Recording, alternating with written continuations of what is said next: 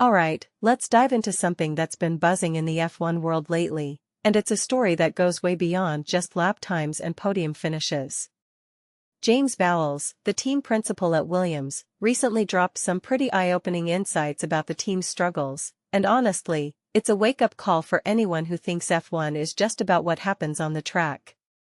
So, here's the deal, Williams is in a real bind because of the F1 cost cap, and it's forcing them to make some tough choices that are reshaping their entire operation. What makes this really interesting is how the cost cap, which was supposed to level the playing field, is actually exposing deeper issues for teams like Williams. Vowles mentioned that they're having to divert resources away from developing their current car to focus on upgrading their outdated facilities. Personally, I think this is a classic case of short-term pain for long-term gain, but it's also a stark reminder of how years of underinvestment can come back to haunt you. Williams isn't just fighting their competitors, they're fighting their own history. One thing that immediately stands out is the sheer scale of the problem. Vowles admitted that their infrastructure deficits left them very exposed this winter, and that's no small thing.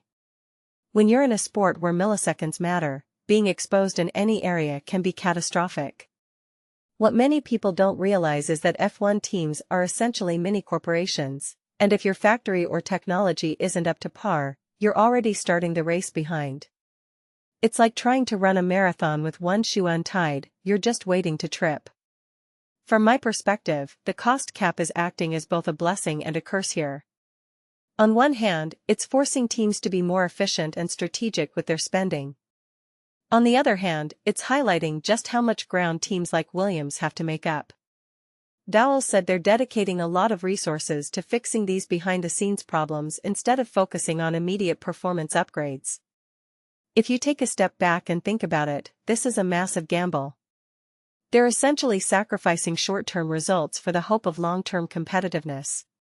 But here's the thing, in F1, hope doesn't always pay the bills. A detail I find fascinating is how this situation ties into the broader narrative of F1's evolution. The sport is becoming more about sustainability and financial fairness, but it's also becoming more cutthroat.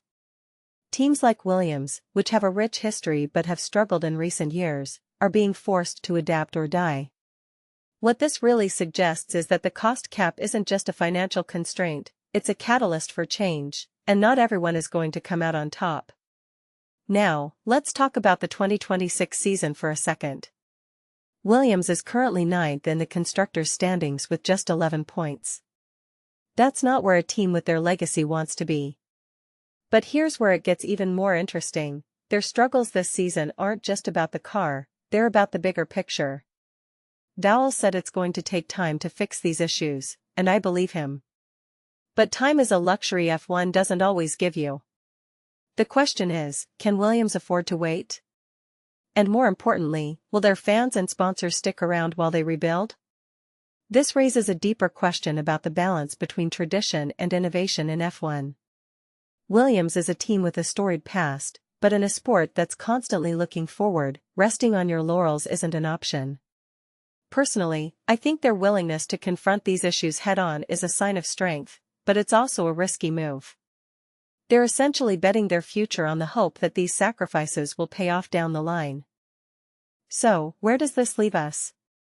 Well, for one, it's a reminder that F1 is as much about strategy off the track as it is on it. Williams' situation is a cautionary tale about the importance of consistent investment and forward-thinking leadership.